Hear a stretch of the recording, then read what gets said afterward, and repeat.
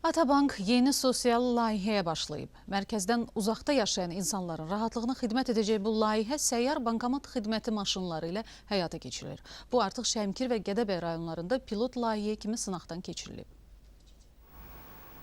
Ölkə başçısının ucqar bölgələrdə yaşayan sakinlərə müasir səviyyədə bank xidməti göstərmək üçün verdiyi müvafiq tapşırıqlarına əsasən Respublikamızın regionlarında bir sıra sosial xarakterli layihələr həyata keçirilir.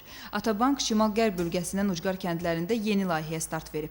Məqsəd bank xidmətləri olmayan, bankomatlar quraşdırılmayan ərazilərdə əhaliyə bu xidmətləri səyyar şəkildə göstərməkdir.